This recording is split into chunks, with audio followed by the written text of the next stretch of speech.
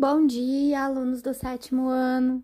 Costumo falar bom dia porque essa aula sempre vai ao ar no canal a partir das 7 da manhã, né? Não sei o horário que vocês irão assistir, mas enfim, deixando aqui um bom dia e um oi para vocês. Bom, nós vamos hoje começar nossa aula de número 32, mais uma aula de língua inglesa referente ao 4º bimestre. Nessa aula, eu vou fazer uma revisão geral para vocês, né? Durante essas últimas videoaulas, eu já expliquei todos os conteúdos que fazem parte do 4º bimestre. Então, a partir de agora, nós vamos fazer essa revisão, né? De exercícios, de atividades e também revisão do próprio conteúdo em si, tá bom? Então, vamos começar. Lembrando que estamos na última unit do nosso book, a unidade que traz conteúdos como to be. Aí fiz uma revisão com vocês, né, entre o to be do present e do past. Também temos as prepositions in, on, yet, né? Vou fazer uma revisão delas hoje também. E, por fim, temos as past tense expressions, que estão interligadas com as prepositions e também com o to be past, porque falam de tempos passados, né? De coisas do passado. O to be é o eu era, estava, né? Em vez de ser o presente, eu sou, estou, né? Era, estava. De acordo com essa listinha que eu fiz, eu vou começar pelo to be, present e past, tá? Falando para vocês aqui a diferença entre esses dois tipos, né, de verbo to be. Vocês já aprenderam que o verbo to be, independente de tempo, que seja presente ou passado, ele é o verbo que nós costumamos dizer do ser, estar, né? Ser, estar. Eu sou alguém, eu estou em algum lugar. Você é, você está. Ele é, ele está. Enfim, no português nós temos a nossa conjugação, né? De acordo com cada sujeito. E no inglês também não é diferente. Nós temos aí, então, as conjugações do to be no presente, que nós chamamos de am, is e are, que são esses três verbos aí, considerados to be present, tá? Então, quando eu falo, por exemplo, I am a teacher, I am in the school.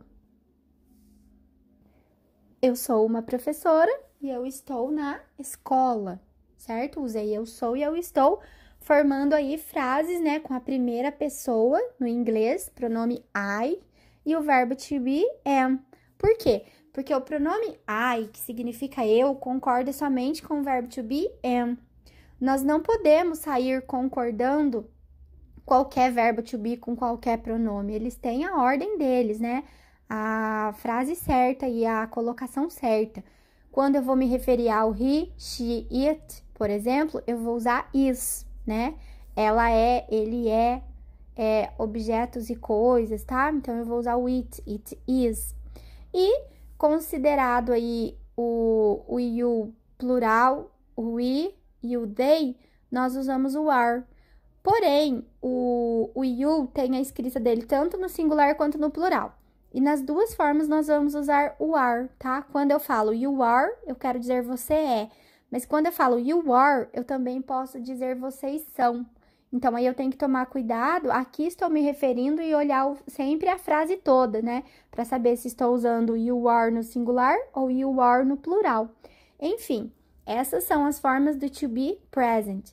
Quando eu sei o que é o verbo to be e que ele no presente significa am, is e are, né? É o am, is e are, significa ser, estar. Fica mais fácil para eu entender ele na forma passada, né? O que nós chamamos de to be past. Então, como usá-lo no passado?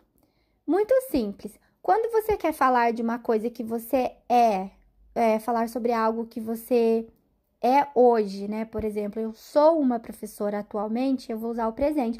Mas quando eu quiser falar, quando eu era uma criança, por exemplo, when I was a child, né? Quando eu era uma criança, eu já fui uma criança, é passado.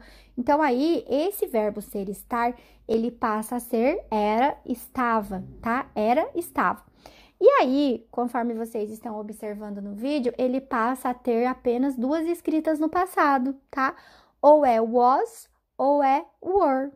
E aí tem toda aquela combinação, que na página da nossa apostila, inclusive a página 7 da Unity What Was the Weather Like, vocês vão perceber as tabelinhas aí dos pronomes com os verbos. Então, na conjugação, em vez de falar I am, eu vou falar I was. Em vez de falar eu sou, eu vou falar eu era, tá? Ou eu sou, eu estou, eu era, eu estava, e assim por diante. Você era ou você estava. Aí você passa a usar you, were, né? He, she, it, was. We, you, they, plural, were. Então, só para vocês relembrarem, passa a ser passado, tá? A conjugação de was e were. E é exatamente o que estamos aprendendo, né? Agora. Vocês aprenderam, enfim, nesse quarto bimestre, nessas últimas aulas. E aí, aqui, geral, eu não coloquei exemplos, tá bom? Mas aqui vocês têm que lembrar que existe a forma afirmativa, a forma negativa e a forma interrogativa, que vocês também podem conferir na página 7. Lá tem explicadinho, tabelinha por tabelinha, como formar essas frases. Se for uma frase negativa, eu preciso acrescentar not, né? E aí eu tenho que lembrar que eu posso abreviar. Was not fica wasn't, were not fica weren't. E eu tenho que lembrar também que na parte da forma interrogativa, o verbo to be passa lá para o início da frase, né? Por exemplo, were you at home yesterday? Você estava em casa ontem, né? Estou perguntando uma coisa referente ao era, estava, né? Então, were you at home yesterday? Percebam que nessa frase eu usei to be, simple past, eu usei a preposition at e eu usei a past tense expression yesterday, né? Tudo relacionado aí ao tempo, ao passado, enfim, ao era, estava. E aí, nós migramos, né, depois do to be past para as prepositions, né, que aí tem aí a revisão delas também para vocês. Lembrando o contexto de uso do in, né, quando eu quero especificar uma data, né, in January, in 2014, in the summer, in the morning, in the afternoon, né, aí fazendo referência a períodos do dia também. Lembrando, né, que no que diz respeito a tempo, o in é utilizado para indicar períodos de tempos mais longos, né, menos definidos. Como aí vocês podem perceber, quando eu falo in January, eu não coloco o dia, tá? Então, não é tão definido. Lembrando também que essas preposições que vou falar agora, elas são utilizadas para fazer referência principalmente a tempo e a lugar. Agora, nós vamos ver o uso aí, uma revisão do uso do on e do at. Temos, então, o on, né, utilizado para fazer referência a datas, dias específicos e também a lugares, né, superfícies locais, né, on my desk, por exemplo, on weekends, on Friday, on April 1st, 2007, on Friday afternoon, tá? Então, nós usamos o on nesses contextos, né? O at, que também tem seu contexto de uso, né?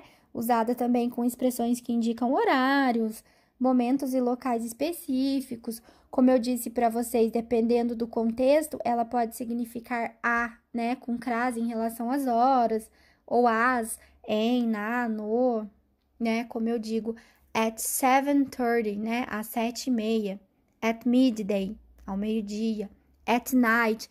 Lembrando que com o período de tempo night, nós não usamos o in, nós usamos o at, tá? É uma exceção da língua inglesa, né? At Christmas, fazendo referência a uma data. At home, né? Em casa. Enfim, tá bem explicadinho para vocês também nas aulas anteriores, com exemplos, né? O uso dessas prepositions.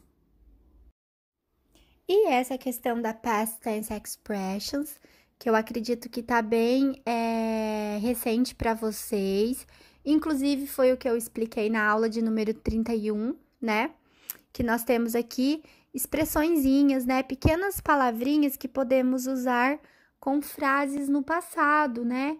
Seja frase no passado simples ou no to be simple past, que é o tempo verbal que vocês estão aprendendo. Então, nós podemos acrescentar informations como last Sunday, né? Last Saturday, last week, last month, last year. Ou também yesterday, né? Fazendo referência a ontem. Apenas o yesterday sozinho, ou yesterday morning, yesterday afternoon, yesterday evening, yesterday night. Enfim, são past tense expressions. Então, só podem acompanhar tempos passados. Não se esqueçam. Quando eu vou falar de hoje, eu chamo de today, né? Hoje. O amanhã, tomorrow. E o ontem, yesterday. Quando eu quero dizer de uma semana que já passou, eu vou usar last week, semana passada. Mas se é uma semana que ainda vai chegar, eu falo next week. Então, essa é a diferença, né? De passado para futuro, enfim. Eu montei para vocês alguns exemplos aleatórios, né? Usando aí to be past, prepositions e past tense expressions. Então, por exemplo, nós temos aí na primeira frase: I was at my grandma's house yesterday morning. Eu estava na casa da minha avó ontem de manhã. Posso mudar sempre o morning para afternoon, night, enfim, a escolha é de vocês. They were here last Friday. Eles ou elas estavam aqui sexta passada, né? Sexta-feira passada. Last Friday. Posso também alterar o dia da week, né? O dia da semana. We were at school last week. Nós estávamos na escola semana passada, né? Posso colocar last year, last month, né? Last Monday, tá? She was here last year. Ela estava aqui ano passado, né? Vamos supor que uma pessoa estava aqui, mas viajou e não está mais no Brasil. Então, eu posso usar she was here last year, né? Ela estava aqui ano passado. Aí, para vocês observarem melhor, né? O uso já é contextualizado dentro dessas frases aí, dando a entender que é passado, né? Coisas que já ocorreram. Vejamos aqui algumas comparações, tá? Do verbo to be no present e no past. Quando eu falo I'm home today until 7 p.m., né? Eu estou em casa hoje até às 7 horas da noite.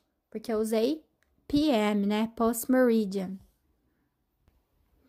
E aí, eu posso falar I was home yesterday all day, né? Eu estava em casa ontem o dia todo. You are very fast today. Você está muito rápido hoje. You were very slow yesterday. Você estava muito devagar ontem. Viram a diferença? He is a good soccer player now. Ele é um ótimo jogador de futebol agora. He was a bad player before. Mas antes ele era um péssimo jogador, né? She is in New York this week. Ela está em Nova York essa semana. She was in Los Angeles last week. Ela estava em Los Angeles semana passada. Olhem aí a comparação, muito legal, né? Para vocês perceberem a diferença do present e do past. Bom, pessoal, como foi uma aula mais direcionada à revisão, eu vou deixar aqui registradas 2 tarefas da semana que vocês irão fazer no caderno, tá? O exercício 1, para vocês escreverem 7 frases no caderno usando to be past, tá? E o exercício de número 2, escrever 2 frases usando past tense expressions, tá? A que vocês quiserem usar. Então, vocês vão acrescentar nas frases. 2 frases usando past tense expressions.